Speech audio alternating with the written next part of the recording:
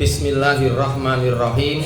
Assalamualaikum warahmatullahi wabarakatuh.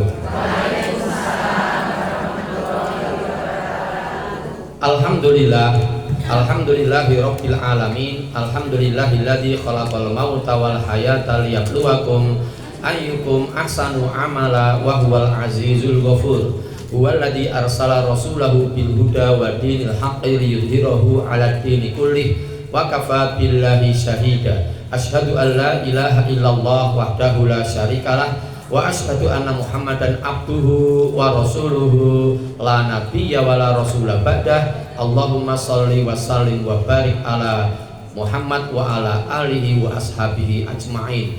Qala Allah ta'ala fil Qur'anil Karim, a'udzu billahi minasyaitonir rajim. Ya ayyuhalladzina amanu taqullaha haqqa tuqatih wa la tamutunna illa wa antum muslimun. Shadaqallahul adzim. Allahumma arhamna bil Qur'an. Alhamdulillahirabbil alamin. Ibu-ibu sekalian, jamaah pengajian napa niki jeneng ini? Majelis Taklim Qonita. Rahimani wa rahimakumullah. Pertama kita panjatkan puja dan puji syukur kehadirat Allah Subhanahu wa taala. Alhamdulillah pagi hari ini kita dipertemukan oleh Allah untuk berpengajian bersama sampai kurang lebih 56 menit ke depan, sampai jam 10:30 insyaallah. Betul toh? Yes, 10:30 atau ya lebih dikit lah, 10:30 lebih dikit lah. Semoga pertemuan kita pada pagi hari ini, satu, bermanfaat, dua, membuat kita berpikir, inspiratif membuat kita berpikir. Lalu yang ketiga, semoga pengajian pagi hari ini mendapatkan ridha Allah Subhanahu wa taala. Lalu yang keempat, semoga pengajian kita ini dicatat oleh Allah sebagai bagian dari amal soleh kita hari ini yang diterima oleh Allah Subhanahu wa taala. Amin ya rabbal alamin. Selanjutnya, semoga sholawat serta salam senantiasa dicurah limpahkan atas uswah hasanah kita. Beliau adalah Nabi besar Muhammad sallallahu alaihi wasallam. Demikian pula kepada para keluarganya, para sahabatnya, dan seluruh umatnya yang setia sampai akhir zaman. Semoga kita termasuk di dalamnya. Amin ya rabbal alamin. Baik, mari kita mulai Ibu. Untuk yang sudah mendapatkan materi ini, semoga nanti mendapatkan informasi baru yang lain sekitar materi ini. Yang belum berarti sangat amat penting. Pagi hari ini kita akan mengkaji satu ayat Al-Quran, yaitu surat Al-Ankabut, surat yang ke-29, ayatnya ayat 45. Untuk yang ngasto pulpen dan ngasto catatan bisa menambahkan pengajian Jumat pagi tanggal 2 Agustus 2024 di Bakso Kadipolo depan PKU, Jalan Ronggowarsito nomor sekian Kutasul. Materinya surat Al-Ankabut ayat 45, surat ke-29 ayat 45.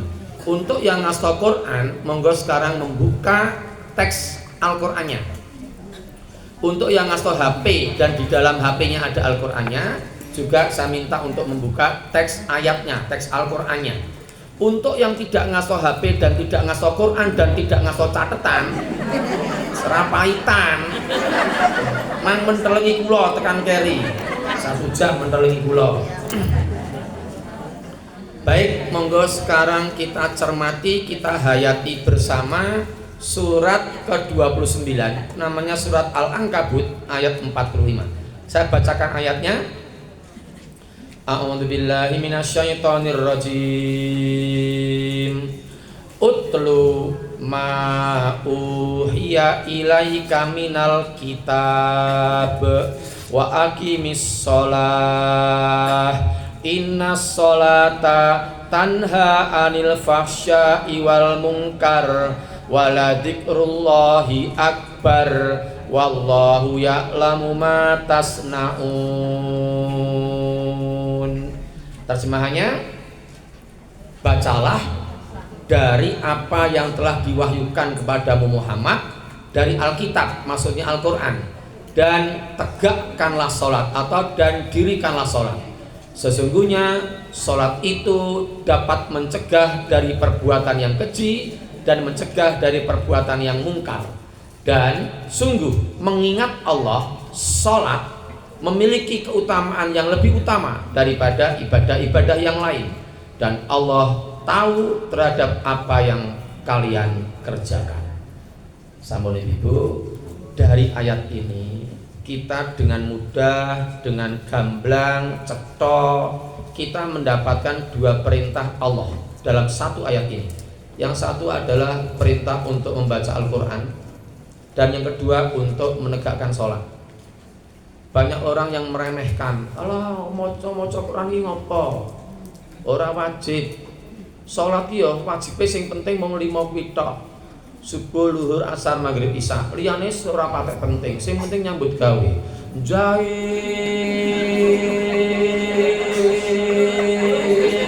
Terus ora kober maca Quran. Ora kober sholat sunnah. Oh, sholat wajibnya ikut, tetap melaksanakan. Ada juga sing mau dodolan mawon.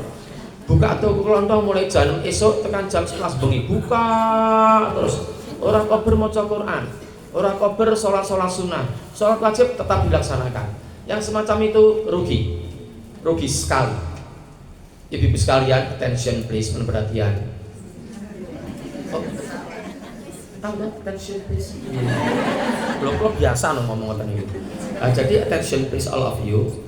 Jadi ada sebuah hadis sahih yang menjelaskan pada kita bahwa kalau ada orang yang sudah meninggal, dan kita akan mengalami itu tidak sampai 2070 kita semua yang ada di sini. Jadi peristiwa yang akan saya ceritakan ini jauh sebelum alam akhirat, belum alam akhirat, baru alam kubur dan awal alam kubur. Itu ternyata ada hadis yang menjelaskan ada jenazah yang baru saja dimakamkan. Setelah selesai pemakaman dan orang-orang di situ, para pelayat mulai meninggalkan kuburan. Sudah kuburannya sepi lagi.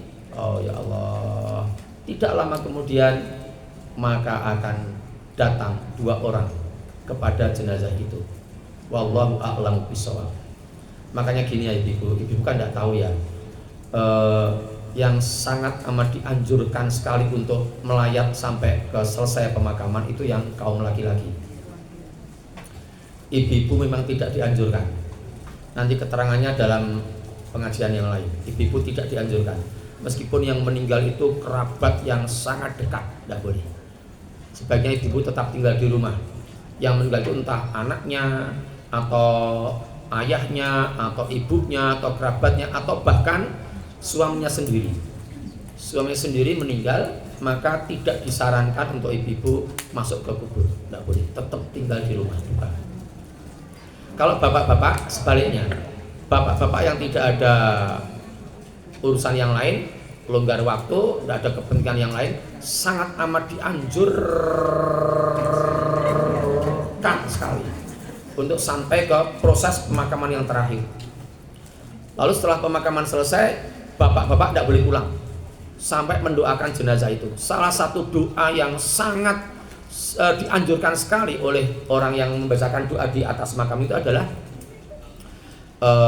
Allahumma tsabbit qalbah, ya Allah tetapkanlah hatinya ala dinika, atas agamamu, fa innahul an yus'al, karena sekarang dia ditanya. Jadi ketika orang-orang nanti mulai meninggalkan makam, lalu sepi lagi, meninggalnya jam 5 pagi, meninggal pagi, jam 7 dimandiin, jam 8 selesai, dikafani selesai, teman-temannya datang menyolatkan, sholat duhur, dibawa ke masjid, disolatkan jenazah di masjid, lalu dibawa ke makam, jam 1 sudah masuk ke liang lahat, jam 2 sudah selesai, lalu sudah sepi kuburannya. Lah begitu sepi, datang dua orang ini, wallahu a'lamu bishawab, hanya Allah yang tahu siapa mereka berdua. Tapi menurut pelajaran agama Islam yang kita terima, mereka itu adalah dua malaikat mungkar dan nakir. Wallahu a'lamu bishawab. Kalau ibu-ibu ndedes saya terus, saya tidak bisa menjawab karena saya juga belum pernah mati. Kita sama-sama belum pernah mati. Jadi nek keadaan ini piye ning jero kuburan saya tidak tahu. Saya belum bisa menceritakan karena belum pernah mengalami.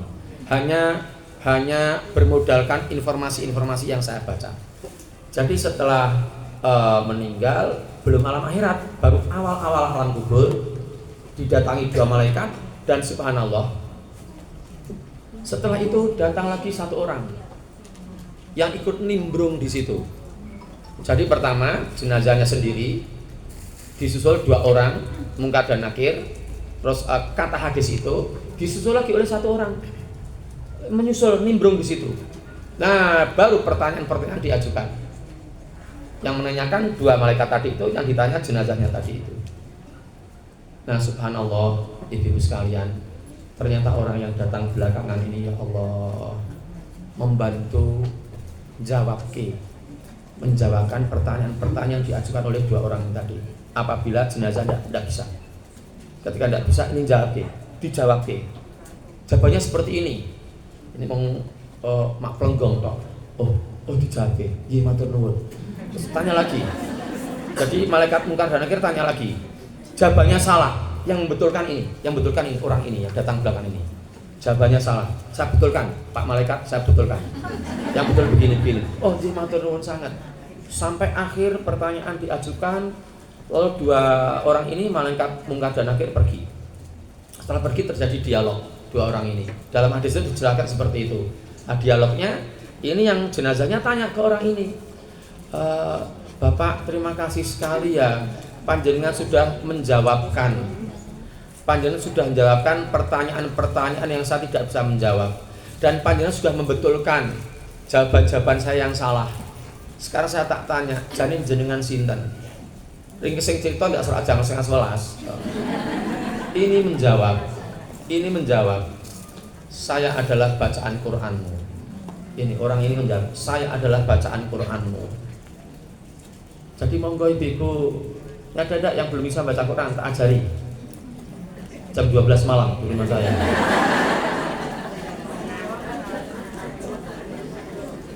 Lah waktunya mepet-mepet nih Bu, saya jam 12 pendebut. Berbondong-bondong. Kalau memang iya enggak apa-apa. Di selatan rumah saya. Di aula di rumah saya. Tak ajari. Saya pernah mengajari orang baca Quran, tapi privat sendiri. Dan ternyata tidak sampai 3 bulan sudah bisa baca Al-Quran, dan bagus bacaan Qurannya. Sudah meninggal. Ketika dia meninggal, saya yang memandikan. Namanya Pak Wiranto. Rumahnya belakang Saraswati. Saraswati itu belakangnya food court Pandut, Solo Baru. Sini best-besten, sini jalan raya, sini food court Pandut. Itu masuk ke sebelah baratnya rumahnya Pak Soni Parsono. Pak Soni Parsono sudah meninggal juga. Itu yang Jamuro Al-Hidayah, yang pimpinannya Jamuro di Kota Solo, Pak Soni Parsono. Jadi ketika saya memandikan jenazahnya Pak Wiranto, Pak Soni Parsono juga datang, dan saya juga tak sikep. Terus tidak berapa lama lagi, 1 bulan kemudian dia meninggal COVID. Pak Soni Parsono meninggal COVID. Saya dulu akrab dengan Pak Soni Parsono, tapi setelah beliau tahu model Pak ini kok kayak gini, terus mulai agak renggang, karena saya tidak Jamuro, dia Jamuro Al-Hidayah. Nah, ketika saya ngajari Pak Wiranto itu, sebenarnya saya juga ragu-ragu Pak Wiranto itu tenanan apa enggak itu, karena kurang serius itu. Saya tanya, serius pora? Nek serius tak ajari. Ini orang serius, gak serius tenan Pak Hani. Nek jenengan serius tak tukoke, ikroke tak tukoke. Akhirnya saya belikan ikroknya. Saya beli 6 jilid jadi 1, jilid 1, 2, 3, 4, 5 jadi 1. Saya belinya di toko Dian Aceh, belakang Masjid Gede, Masjid Agung Solo. Nah di situ. Terus kami mengajarnya di tempat-tempat yang kosong, di tempat perkuliahan di UNS, karena dia dosen. Jadi kita pinjam ruang khusus, dan cepat sekali. D nek ngene iki B, nek ngene T, nek ngene J, nek ngene iki K, ngene L, ngene M, ngene N. Enggak pakai kaf, enggak pakai takbak, enggak pakai B, T, J, K itu. Nek ning dhuwur A, nek ning ngisor I, nek cerengkul U, dieling-eling ya. Nek sukun ngene iki jenenge sukun mati. Jadi dibacanya mak konsonannya tok, tanpa vokal. Nek gini vokal A, vokal I, vokal U, nek gini ini mati. Dibaca konsonannya saja. Cek, yuk saya mulai. Jika, oke. saya, oke.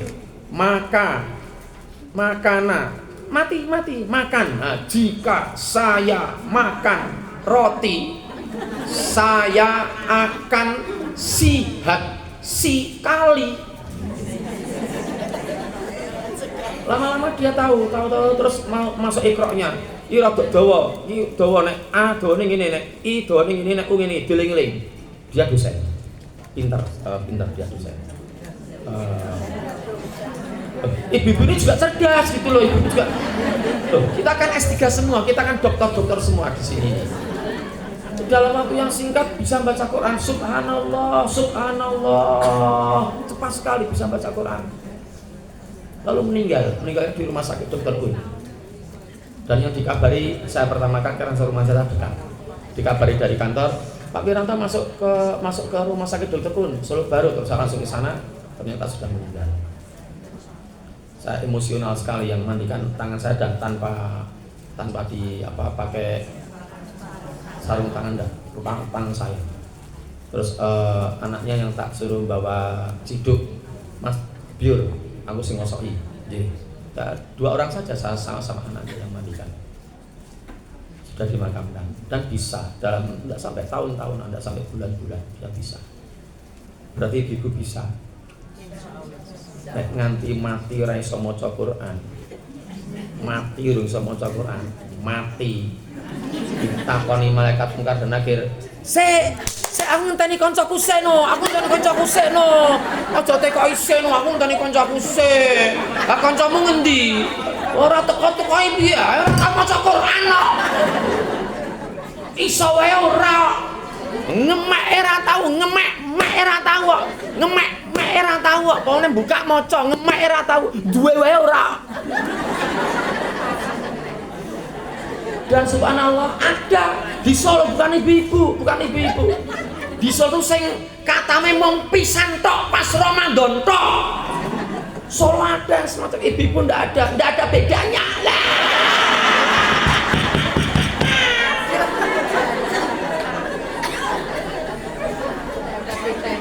Aduh, gimana? Kita akan ketemu dengan peristiwa itu tadi tak sampai 40 tahun yang akan datang. Saya sudah 56. Tahun ini sudah 56. Tambah 40 berarti 96. Udah meninggal saya. 96 udah meninggal. Malah masak sing ngopeni orang. Jadi ibu-ibu yang sekarang sudah usia 60 udah enggak usah sampai 40 tahun lagi. Masak sing ngopeni. Arep nyebrang dalan udah tak kon nuntun. Tuntunan ini berang dewe no mbah. Tapi harus nyabrang ket subuh tekan isak ra iso-iso lah. Berangnya rapit banget kok. Nyebrang Seram Triadi, jadi searah tok lho Seram Triadi ora iso ket subuh tekan isak. Ijo meneh, ngenten ijo, abang saka kono ijo genti. Tas to sitok. Ini karo cah nom, langsung cah nom.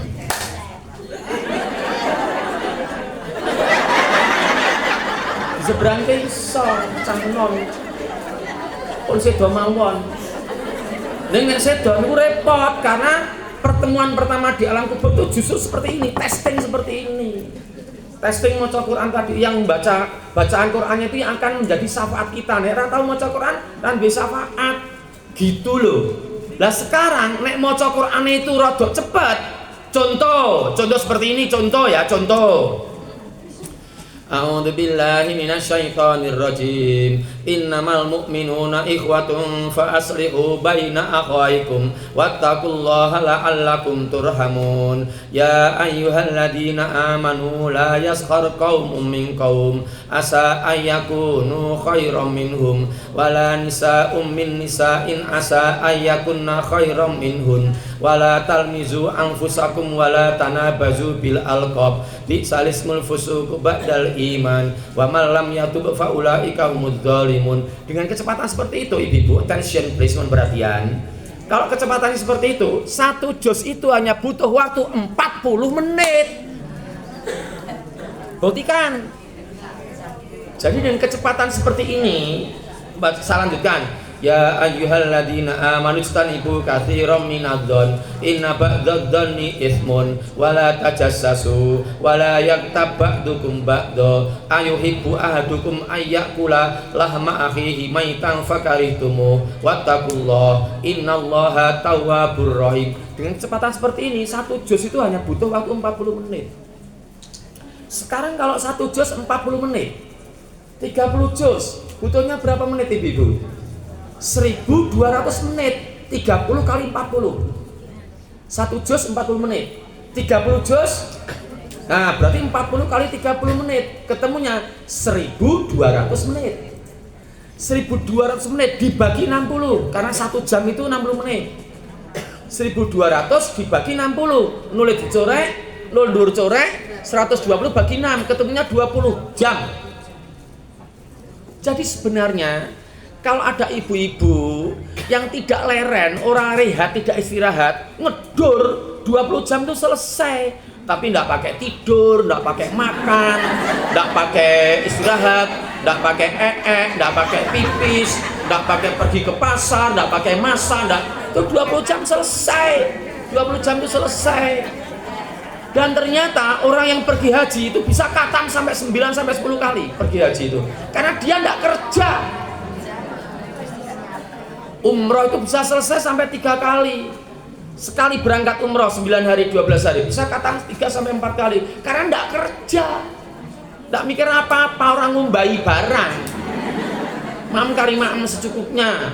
Baca Quran lagi, datang ke Masjid Nabawi, baca Quran lagi. Waktunya sholat, ikut sholat lagi. Selesai sholat, tidak pulang ke penginapan, baca Quran lagi. Selesai, khatam 3 kali. Gitu. Nah, sekarang gini, dihitung-hitung. Nek khatame 20 jam, padahal 1 bulan, dihitung ibu-ibu, 1 bulan berapa jam? Oh, ya hitungannya tidak banyak, nek banyak tidak bisa, kurang bisa meresapi. Kalau oke, sekarang kita hitung ya. Sehari semalam 24 jam. Umpamanya 1 bulan kita anggap 30 hari. Nah, 24 jam kali 30 hari. Berarti 24 kali 30. 24 kali 3 72 tambah 0 siji.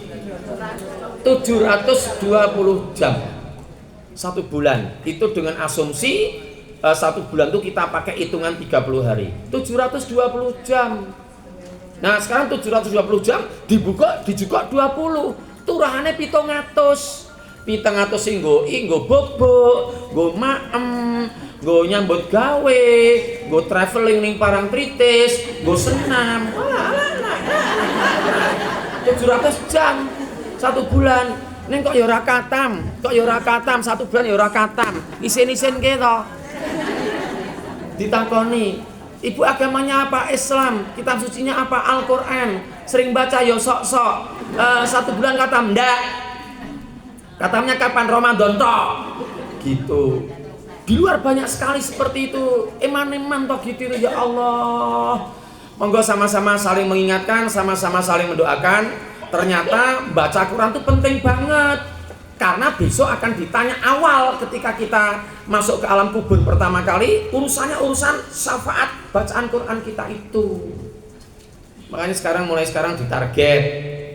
Bismillah, sama-sama saling mengingatkan dan mendoakan, ditarget 1 bulan bisa khatam 2 kali. Ya 2 kali. 2 kali berarti kan 1 hari kita mengalokasikan waktu sekitar 80 menit. Itu kalau ngoyak 1 hari 2 juz. 1 hari 2 juz itu berarti butuh waktu 80 menit. 80 menit itu 1 jam lewat 20. Turahane 22 jam punjul 40 menit. Itu yang untuk apa-apa? 22 jam 40 menit untuk apa-apa? Yang 1 jam 20 menit untuk baca Quran. Itu disebar. Tidak hanya pagi dok, ya pagi, ya siang, ya duha, ya malam, ya sore, dibagi. Jadi diakumulasi, tidak langsung ngedur 1 jam 20 menit. Gitu. Ibu saya pernah coba ya, dan saya kan ada laporannya. Nek ngaji saya ada laporannya. Laporan gini nih. Ini laporan ngaji saya ini. Jadi katam tanggal sekian, jam sekian, katam tanggal sekian, jam sekian, katam tanggal sekian, jam sekian. Saya catat di sini semua. Ini juga saya catat di sini. Ini juga saya catat di sini. Jadi khatam tanggal sekian jam sekian. Saya catat juga di Quran saya ini. Setelah kita tahu, oh kok aku ini khatam tanggal semene, kok saya urung khatam, itu malu. Saya terakhir khatam kemarin tanggal 7 ini, tanggal 7 Juli. Hari Ahad 7 Juli jam 8:04 pas di Lor'in, Fakih menikah, anak saya menikah di Lor'in. Jadi menikahnya mulai jam 8, saya jam 9-an, jam 8:04 saya khatam di dalam kamar di Lor'in. Nah terus sekarang ini sudah tanggal Rito, belum khatam lagi saya, ya Allah. Sekarang ini saya sudah ngintip, sekarang saya ada di juz 25. Harus khatam hari ini nanti, setelah ini nanti harus khatam. Cuma tinggal 5 juz. Gitu. Monggo ibu timbang mati sok ben lho mati. Yang sudah pensiun, tidak punya pekerjaan dan pensiunane 20 juta.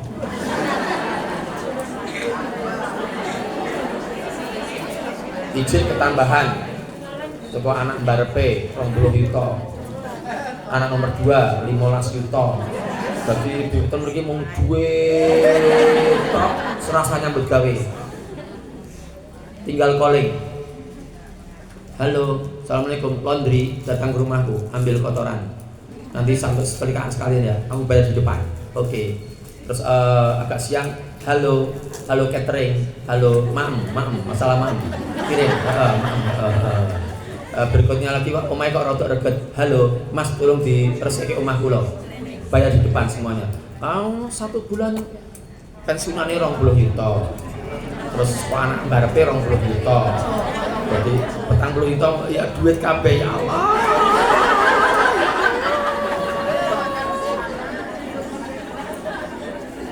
Dan terserah ibu. Terserah ibu, kalau boleh saya matur, kita sama-sama saling mengingatkan dan mendoakan. Kita bisa khatam 2 kali sebulan. Mulai sekarang, mulai bulan ini, mulai Agustus ini. Itu caranya enggak bisa Bu, kalau ngelengketok enggak bisa. Jadi harus menjadi kebiasaan. Kemana-mana bawa Quran. Kemana-mana bawa Quran. Sekali lagi, kemana-mana bawa Quran. Masuk tas. Nah, syukur ada tempat khusus. Nah seperti ini, tempat khusus. Nah gini, jadi enggak kotor Qurannya. Masuk sini. Nah, gini. Sampai Malaysia, sampai Filipina, sampai mana-mana saya bawa ini. Dan ibu-ibu yang sering pengajian sama saya mungkin lama-lama hafal, mesti gue kui. Dan kalau saya pernah berangkat sampai veteran, carry, ndak nyaman, pulang ke Nguruki lagi, ambil lagi. Ngopo kok balik carry Qur'ane? Karena ndak nyaman. Nah, terus setiap kali ada waktu kosong sidik, itu 2 menit, nunggu sholat 2 menit itu bisa 1 halaman. Bisa 1 halaman, 2 menit. Kalau kita datang lebih awal, ada waktu 6 menit sebelum qomat, itu bisa 2 sampai 3 halaman kok. Lumayan. 1 juz itu 20 halaman. 1 juz 20 halaman, 10 muka. Jadi 10 muka 20 halaman. Lah pun ngoten niku. Pun nggih mulai sakniki timbangane somben nek mati repot. Repote nek matine esuk sore, ngoten lho. Esuk sore bar asar. Ibu tak selo dulu. Tak selo sekarang semuanya dengan segala hormat saya. Monggo ibu-ibu semuanya saya mohon untuk membuka surat Luqman ayat 34. Saya ulang terus. Surat Luqman itu surat ke-31, ayatnya ayat yang ke-34. Fokus saya adalah ternyata kita tidak diberitahu oleh Allah. Kita akan wafat kapan itu tidak ada yang tahu. Surat ke-31. Namanya surat Luqman. Ayatnya ayat terakhir. Dalam surat itu ayat terakhir, ayat yang ke-34. Nah di situ itu ayatnya mengatakan bahwa kita itu tidak tahu kapan akan mati, itu tidak tahu. Dan Allah tidak memberitahu. Oke, saya bacakan ayatnya sekarang. Surat Luqman, surat ke-31, ayatnya 34. A'udzubillahi minasyaitonirrajim.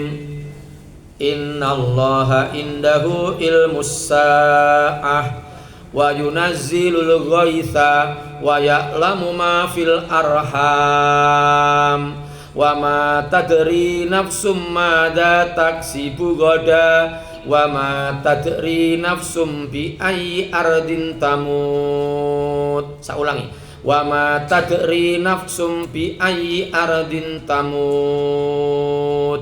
Saya ulangi sekali lagi, wa ma tadri nafsum bi ayyi ardin tamut. Innallaha alimun khabir.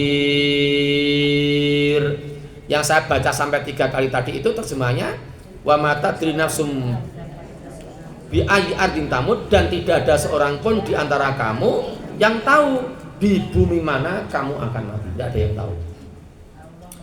Jadi hanya Allah yang tahu kapan kita wafat. Gek bariki engko Hanifi bariki mati metu terus nang iki tiba tabrak sapi terus mati. Terus nanti sore sudah dimakamkan. Jam 5 nanti sore Hanif sudah dimakamkan. Sangat mungkin loh. Kisahnya Ustadz Nasrun inspiratif sekali. Ustadz Nasrun pagi masih sholat subuh berjamaah di masjid. Jam 9 pagi masih sepedaan. Jam 11 meninggal. Sebelum sholat zuhur meninggal. Mas Darmanto kemarin Kerten masih ikut acara ngecat jalan dalam mereka 17-an, masih ikut itu. Terus malam masih sholat isya. Terus ketika mau berangkat subuh agak tidak enak badan, semakin drop. Rumahnya Kerten, usia 65. Terus akhirnya dibawa ke rumah sakit Panti Waluyo yang paling dekat dengan rumah. Panti Waluyo ternyata angkat tangan, langsung dirujuk ke Muardi. Jam 9 pagi meninggal, usianya hanya 65. Kemarin saya lihat sama Nurul itu istri saya. Saya lihat sama Nurul. Terus saya lihat kan wajahnya dibuka, belum ditutup kafan. Terus saya sudah diterbelah itu sudah. Saya lihat, ya Allah, hanya sampai 65. Dan dulu saya bercengkrama, gojek, ngobrol, sudah meninggal usia 65. Kalau saya sampai 65 berarti kurang 8 tahun. 8 tahun berarti tahun 2031. Mungkin ibu sudah meninggal duluan ya. Pun sing urusan maca Quran rampung. Tak selantai ini. Terserah ibu. Yang belum bisa, saya sangat menyarankan harus bisa. Yang tidak bisa mungkin karena semangatnya yang kurang kuat. Tapi nek semangatnya kuat, aku kudu iso mumpung durung mati sik kesempatan oleh Allah, masih diberikan kesempatan oleh Allah, tak berusaha bisa. Oke, selesai. Berikutnya sekarang. Karena yang kedua, urusan menegakkan sholat. Sekarang gini Ibu, kalau ada analisis saya terakhir, saya mikir-mikir yang terakhir ini ya, sekitar 2 minggu terakhir ini, saya mulai mikir-mikir ada orang yang sholatnya bolong-bolong, itu masuk neraka. Saya yakin. Analisisnya begini. Monggo sekarang ibu-ibu melihat surat An-Nisa sekarang. Surat An-Nisa itu surat yang keempat. Dibacakan ketemu dulu surat An-Nisa. Lalu kita lihat 4 ayat dalam surat itu. Ayat 137, ayat 138, ayat 142, ayat 145. Kita lihat ayat itu satu persatu. Nanti simpulan saya, kalau kira-kira ada ibu-ibu yang enggak cocok, kita bisa mendiskusikan di sini sekarang ini. Simpulan saya, ini ada orang sing salate mung Jumatan tok itu masuk neraka. Salat Idul Fitri, Idul Adha tok masuk neraka. Gitu. Ayatnya ini. Oke, sekarang kita mulai ya. Surat An-Nisa mulai 137 dulu. Kita cermati 137. Setelah itu 138, setelah itu 142, setelah itu 145. Setelah itu ada 4 ayat. Kita masuk 137. A'udzubillahi minasyaitonirrajim. Innal ladzina amanu summa kafaru summa amanu summa kafaru summa zdadu kufra lam yakunillahu liyaghfira lahum wala liyahdiyahum sabila. billah. Lihat terjemahannya. Sesungguhnya orang-orang yang beriman, kemudian dia kafir, kemudian dia beriman kembali, kemudian dia kafir lagi, lalu semakin bertambah-tambah kekafirannya, maka satu, Allah tidak akan mengampuni dosa orang itu. Lalu yang kedua, Allah tidak akan menunjukkan kepada jalan yang lurus bagi orang itu. Jadi dari ayat 137 ini kita jadi tahu bahwa orang-orang yang beriman lalu kafir, lalu beriman, lalu kafir itu akan mendapatkan dua sanksi dari Allah. Sanksi yang pertama, Allah tidak akan mengampuni dosa orang itu. Lalu tambah sanksi yang kedua, yaitu Allah tidak akan menunjukkan kepada orang itu menuju jalan yang lurus. Gitu. Terserah ibu-ibu mau menganalisisnya seperti apa. Dan di Solo ini saya hati-hati ngomongnya, saya pakai mikir, saya pakai nimbang-nimbang, dan akhirnya saya keluarkan, saya beranikan ngomong. Di Solo ini banyak orang yang sholatnya Jumatan tok. Banyak sholat Jumatan tok di kota Solo ini. Terus yang sholatnya hanya Idul Fitri, Idul Adha tok juga banyak. Sangat hati-hati ngomongnya. Berarti orang itu nek pas Jumat beriman, ning Setu Minggu Senin Selasa Rabu Kamis kafir. Jumat beriman meneh, Setu Minggu Senin Selasa Rabu Kamis kafir meneh. Satu Syawal beriman, kokone anyar, sarungi anyar, sajadai anyar, kopiai anyar, sandale anyar, kabeh serba baru. Tapi satu Syawal tok. Nah, nanti setelah satu Syawal kafir lagi, kafir terus sampai ketemu 10 Dzulhijjah. 10 Dzulhijjah Idul Adha, dia beriman lagi. Setelah itu, setelah 10 Dzulhijjah selesai, kafir lagi sampai ketemu satu Syawal lagi. Atau ada, astagfirullahaladzim ya Allah, sangat hati-hati loh ngomongnya. Di Solo itu ada yang sholatnya mau Ramadan tok. Saya tetap sulit untuk mengatakan tidak, karena di Solo itu rata-rata nek Ramadan itu kebak masjidnya. Ya monggo ibu-ibu cermati, nek awal Ramadan subuh pertama Ramadan, subuh pertama Ramadan, wah ya Allah, imamnya nganti bingung mulai ngatur jamaah. Samu sufufakum fa inna taswiyatas sufuf, minta mami sholah, luruskan, rapatkan, Pak, maju Pak, adik-adik sing do gojek, sing do playon, leren, sudah komat, ibu-ibu ingkang wonten wingking, monggo mendel gembrengeng wae kaya tawon. Ibu sing dileke malah genting eleke. Sing rame jenengan ngoten. Sing rame kula imame. Oh nggih, pun monggo salate diwiwiti. Subuh pertama Ramadan. Di mana-mana lho, Bu. Di mana-mana. Ramadannya rampung. Sudah selesai. Seperti hari-hari biasa gini ini, sholat subuhnya ndak banyak, tidak sebanyak pas Ramadan. Doning ndi wong-wong mau kuwi gitu loh. Semacam itu membuat saya sulit untuk tidak bersuudzon. Nek saya mau berhusnudzon, oh mungkin mereka sholat subuhnya di Masjid Nabawi, di Madinah, sholat isya di Masjidil Haram 100.000 kali, di Madinah 1.000 kali. Jadi ratau sholat ning omah, ratau sholat ning Solo, ratau sholat ning kono terus, dite motol-motol, umrah kaji, umrah kaji. Pisangkas nggih, umrah kaji. Ini besok dicek tenan ratau salat. Nek ratau salat berarti ini ayatnya, beriman, kafir seperti itu terus. Padahal kita lihat ayat 138. Sekarang kita lihat 138 surat An-Nisa. Allah mengkategorikan orang yang semacam itu masuk dalam golongan munafik. 138. A'udzubillahi minasyaitonir rajim. Basyiril munafiqina bi anna lahum adaban alima.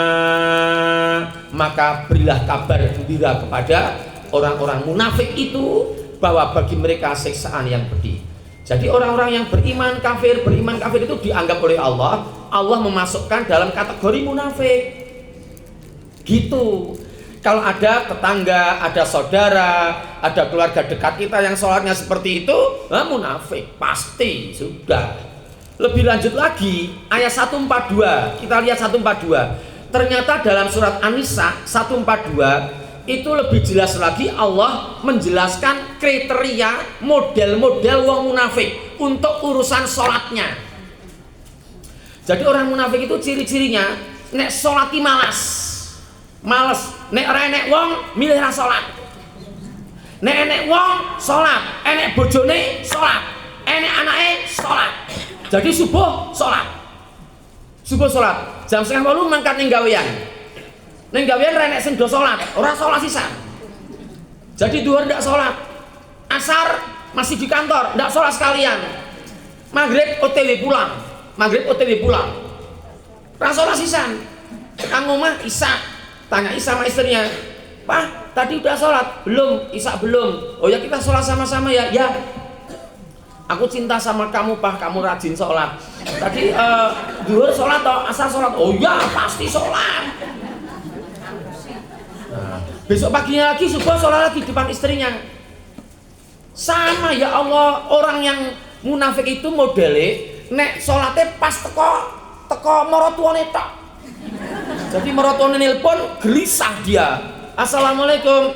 Waalaikumsalam. Nggih Pak, nggih dos pundi Pak? Aku Mas, nggih sampun mangertos. Dos pundi Pak? Ngene iki ibune ya maratuamu, ibune Mbah Uti iki kok kangen karo anak-anakmu. Nggih lajeng dos pundi? Iki aku karo ibune tak tilik anak-anake ya, tilik putu-putune. Nggih monggo Pak, monggo. Pinten dinten nggih Pak? Alah urung mangkat kok teko pinten dinten. Kowe mantu jan ra cetha tenan. Aku urung mangkat to wis teko pinten dinten iki ngopo? Lah mengke kula kan kedah nyiapkan ngeten. Oh ya, paling kok nek ibune iki wis mari kangene karo putune ya bali. Ora suwe, ora nganti 3 sasi wis bali. Kurang 3 sasi itu pun mumet mriki jenenge. Mumet punan mantune pun mumet. Sebabe mantune ora tau salat. Sementara maratuwane ahli masjid, ahli pengajian, ahli sholat.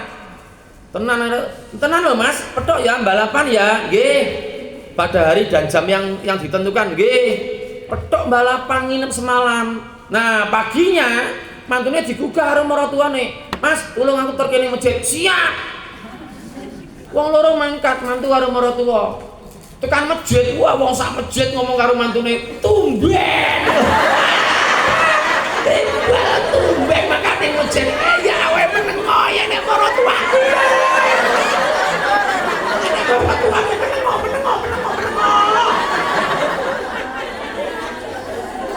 Malah jamaah masjid kabeh kondo kabeh karo maratuwane. Pak maratuwa niki mantune jenengan ra tau ning masjid niki. Jenengan ten jenengan tok niki ngoten niki. Niku mantune jenengan munafik. Ya Allah, orang munafik itu seperti itu. Ayatnya 142 surat An-Nisa. Sekarang saya bacakan 142. A'udzubillahi minasyaitonirrajim. Innal munafiqina yukhadi'unallaha wa huwa khadi'uhum wa idza qamu ilas sholati qamu kusala yura'unan nasa wala yadhkurunallaha illa qalila. Lihat terjemahannya. Sesungguhnya orang-orang munafik itu hendak menipu Allah, tetapi Allah yang telah menipu mereka. Apabila mereka berdiri untuk menunaikan sholat, mereka itu berdiri dengan kusala, malas-malasan, kaslan. Kusala itu maknanya malas-malasan. Yura'unan nas, mereka itu pamer, riak kepada sesama manusia. Jadi sholatnya itu bukan lillahi ta'ala, tapi sholatnya itu dia laksanakan hanya untuk mencari pengakuan, legitimasi dari tetangga-tetangga di sebelahnya. Jadi dia sholat itu monggo pamer-pamer gen uang-uang do ngira nek dek iki muslim. Subuh mangkat, uang go teklek. Suka diangkat dhuwur, wopak. Enek ibu saka njero omah kaget, wopak turun. Ngite kok kode. Ya Allah, Pak Hanif, ya Allah, alim tenan, Pak Hanif soleh tenan, alim ganteng sisan ya. Ngerti nenek sing ngintip gak ibu nom umure 35 gak mekrok-mekrok wong 35 niku to. Lah mekrok-mekrok wong 35 nggih. Nek sudah ya expired.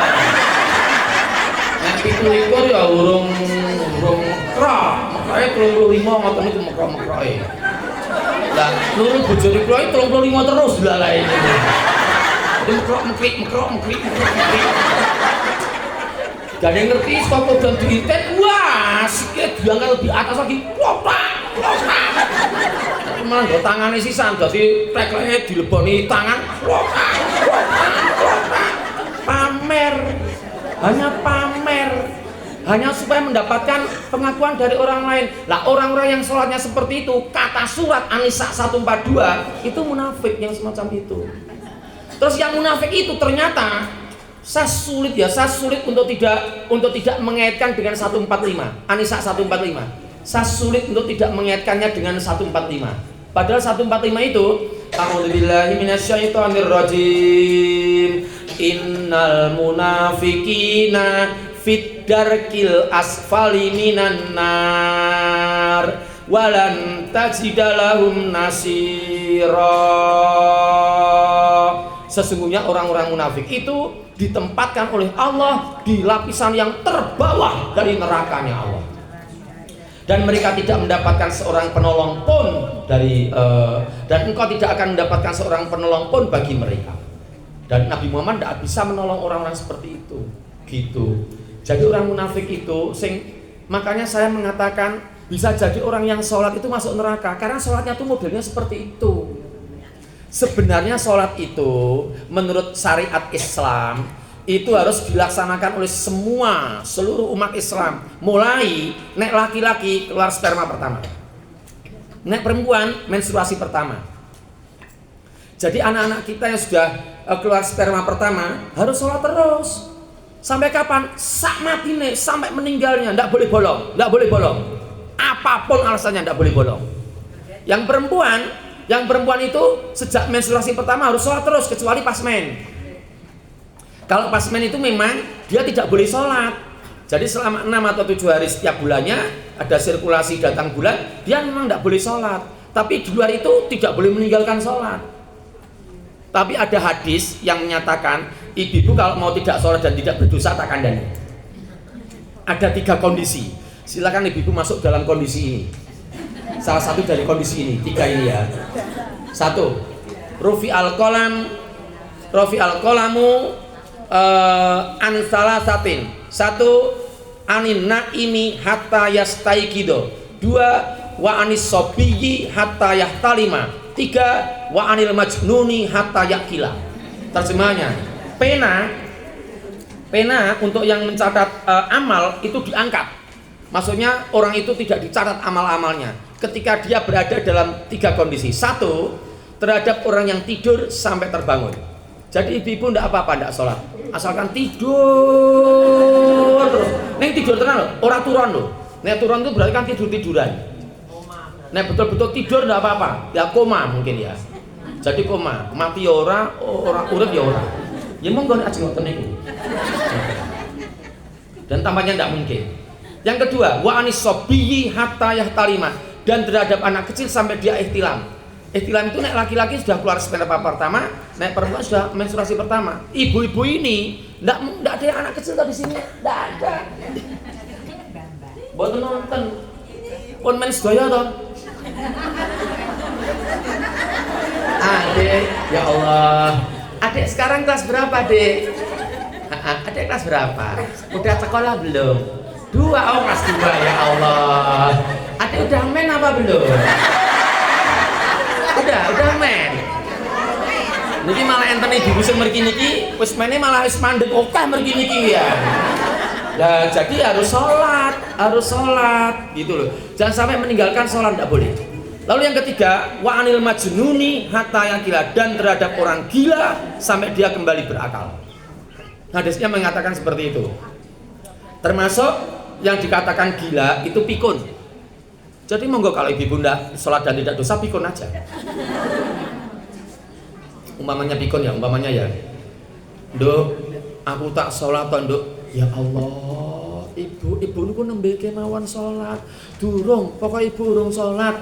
Aku ki wedi sok ben ning akhirat ditakoni karo Gusti Allah. Ayo to Nduk cepet to. Aku pengen sholat. Ayo to. Aku lali donga-dongane dituntun to. Nggih, kula gek goreng tempe kula niku ya Allah. Pateni sikno, patenipun. Dituntun sholat, doa-doanya selesai. Pun ibu pun rampung nggih. Ya aku wis ayem saiki. Sekono gorengi tempe diteruske. Baru 5 menit. Nduk, aku tak sholat, Nduk. Udah pikun. Nek pikun ngoten niku mboten napa-napa pun dosa. Mboten dosa niku. Amalnya tidak dicatat. Tidak dicatat. Kan men jenenge kaya Indrin men gendang mati. Potas napa-napa. Monggo Bu dipun unjuk, monggo nggih. Kowe arep ngracuni aku to nggih, pun. Terus termasuk orang yang seperti itu orang yang di ICU.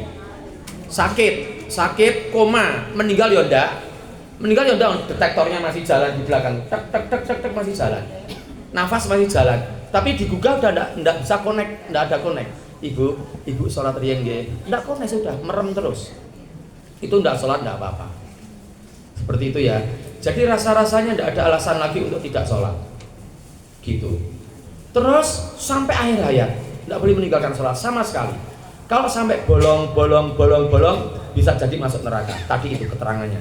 An-Nisa 137, 142, 145. Terus sekarang kita kembali ke surat Al-Ankabut ayat 45. Ternyata wala dzikrullahi akbar, dan ketahuilah mengingat Allah dengan cara melaksanakan sholat itu lebih utama daripada ibadah-ibadah yang lain. Jadi ibu-ibu attention please, sama-sama saling mengingatkan dan sama-sama saling mendoakan. Sholat itu lebih utama daripada ibadah-ibadah yang lain. Ini kalau ada ibu-ibu sekarang yang belum sholat duha, mending sholat duha dulu. Karena sholat itu lebih utama daripada bertolabul ilmi. Ya, ibu-ibu yang jahit terus mendengar adzan, sholat dulu. Karena sholat itu lebih utama daripada jahit, gitu. Seperti itu. Terus sekarang kalau kita hitung sama-sama. Yuk kita hitung sama-sama nggih. Terutama untuk ibu-ibu yang sudah mau meninggal, ini penting sekali. Enggak sing nem. Jangan Pak hitung jangan nggih. Kita sekarang kalau ngomong karo jenengan berarti made buri. Kenal sing mboten jenengan, sing nom. Nom sapa? Sing nom. Kok jenengan mawon. Kita fokus ke sholat waktu subuh ya. Sekarang waktu subuh sekarang. Adzan dikumandangkan subuh. Terus kita setelah la ilaha illallah selesai kumandang subuh, kita laksanakan 2 rakaat sholat sebelum subuh di rumah ya. Oke, 2 rakaat. Setelah itu berangkat ke masjid. Kita berusaha melaksanakan tahiyatul masjid 2 rakaat. Lalu berikutnya sholat antara adzan dan qomat. Ada sholat sunnah antara adzan dan qomat sebanyak 2 rakaat. Setelah itu sholat subuhnya berjamaah dengan teman-temannya yang lain 2 rakaat. Setelah itu ibu-ibu subhanallah menunggu sampai suruh dengan membaca Al-Quran, dengan apapun sampai suruh. Lalu menambah lagi 2 rakaat sholat suruh. Selesai. Ada berapa?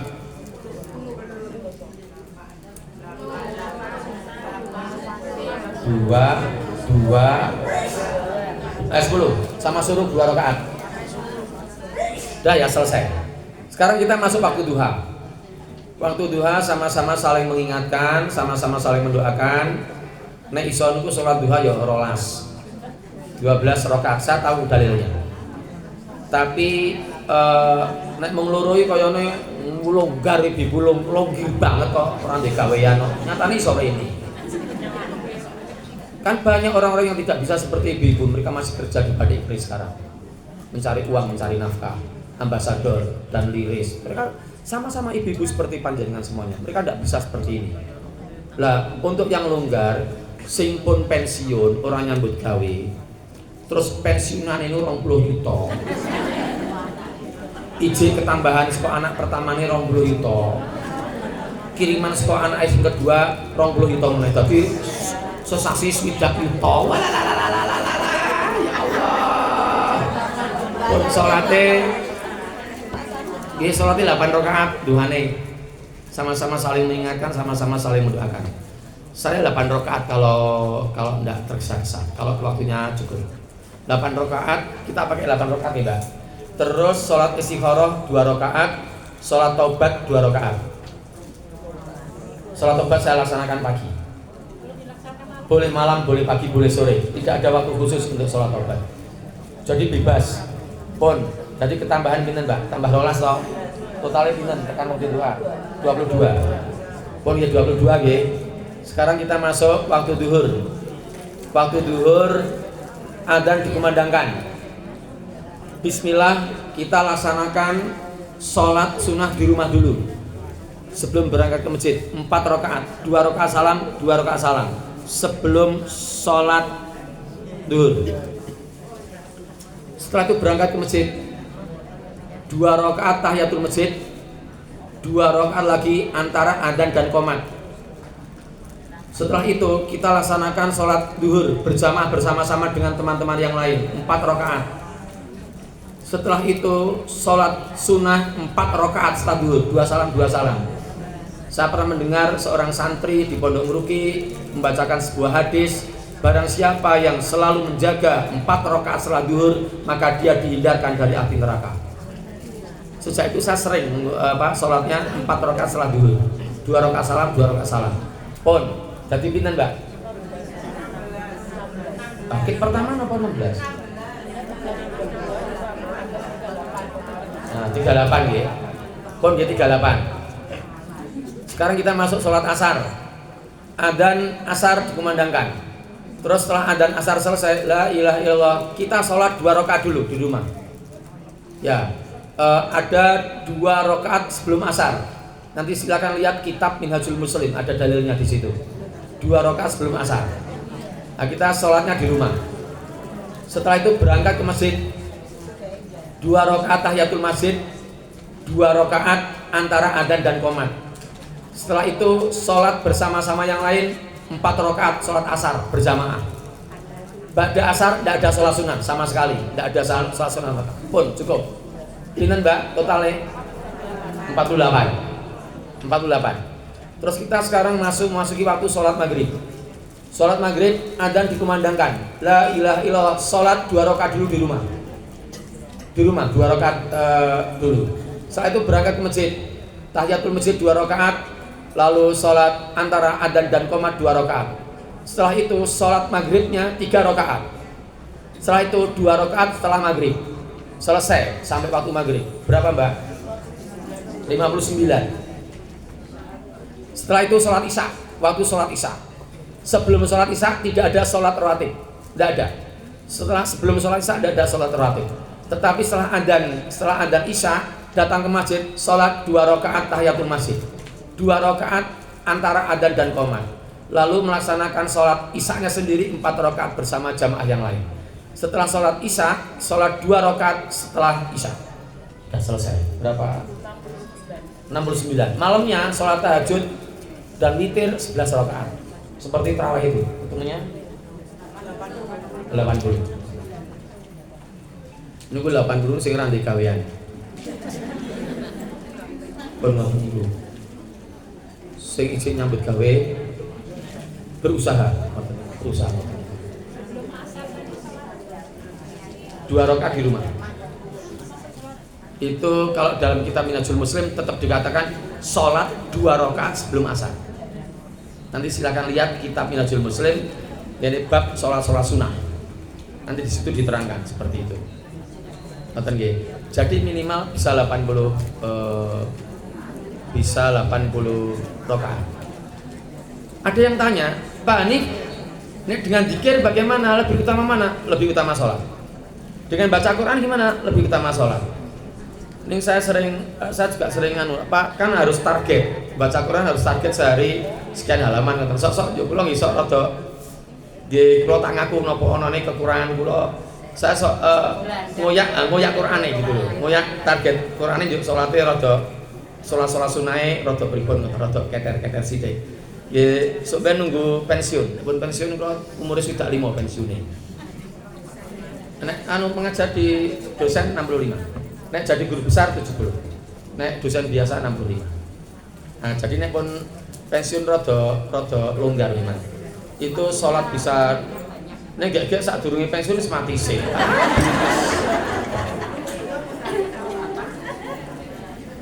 Pun jam pinten iki lho, pun rampung pengajiane.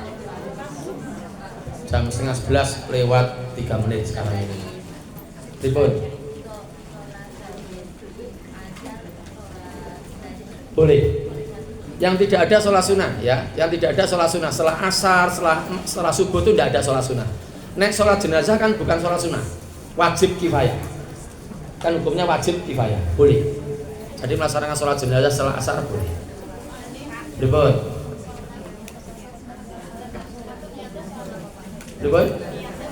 Sholat intidor. Intadoro yantadiru intidor, sholat menunggu. Sholat menunggu koma dikumandangkan. Niku dijelaskan dalam kitab Minhajul Muslim. Ini pun udah mulai resah nih selajeng do balik. Memang beda, nanti dibaca saja di Minhajul Muslim. Banyak yang punya banyak sih.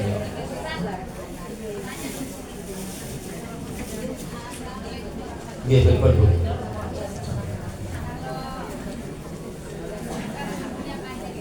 Nggih, salam takut ini Ibu.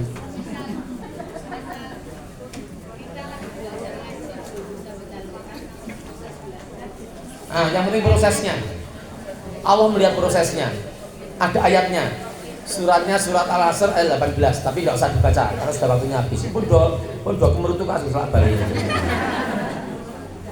Pun nggih.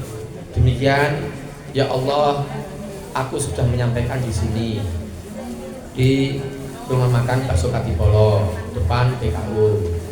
Semoga kami semua ya termasuk si ngomong bisa melaksanakan apa yang diomongkan, dan semoga kita bisa merealisasikan apa-apa yang telah kita bahas bersama pagi hari ini.